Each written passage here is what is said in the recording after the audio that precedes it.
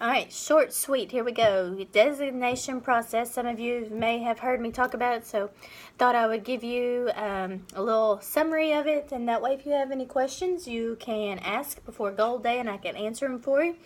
I want you to know that designation is not just about the principal; it's about the school, our students, you all, our parents, our community. It's about all of us. So you've seen this before. Probably not in color, but the different strands, and you have kind of looked at the rubric. Mine's a little messy, but here's the rubric. So to be a designated school, we have to be in all areas of a 4 and a 5 throughout the rubric. Meaning that we have to have ownership, kind of like being distinguished. And they know that you're not going to be in 4s and 5s everywhere, but you should be in either or. So the process is like this. It's nothing more for you to do.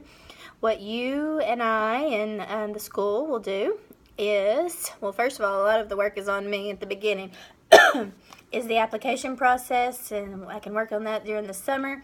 It's just showing the evidence for these areas, which are the 5 strands. Hence, those are your color teams: green, blue, yellow, purple, red. And we'll talk some more about that before the application is due. Once the application is submitted, where you show evidence and they ask questions like, describe the desired learning culture at your school, that's one. Provide 3 examples of how you build and sustain collaborative relationships and structures for student and adult learning and work. Focus on the examples of your work with community stakeholders. That's why we are big on putting our stakeholders on teams and having our reading roundup and wellness night, them being involved for that. Sorry about that. So after the application process happens, crazy enough, it's due middle of September. Yeah, right after school starts, and then in right there. So hopefully I can get some done this summer. Then I send off the application, and then if they accept the application in December, we get a phone call saying that they want to come visit.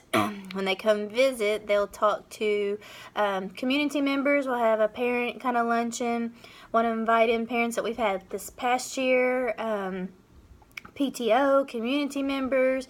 There'll be teachers that they talk to, our kids that they talk to see all the stuff that we say we're doing in our school. Are we really doing it, and does everybody take ownership of it?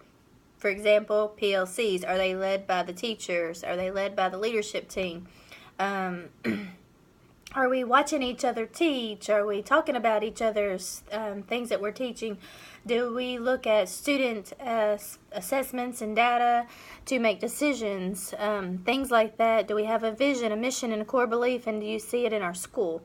So then after the visit, they visit for 3 days. They spend the day just kind of around the building. This is not a I got you. It's not a it's really nothing, but it's almost like an audit.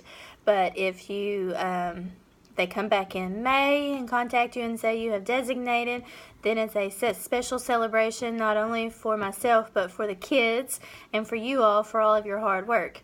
Our challenges for this next year with this are going to be the new employees that we have. So we have to make sure that we have them on the same page and that we are all about our kids here. So hopefully if you have any questions, you can jot them down prior to goal day. That way I can answer them there and not have to talk about it a lot at the goal day, but just answer the questions. So if you have any questions, just I'll have a link beside this video to post the questions so that I can answer them too. All right, talk to you later. Bye.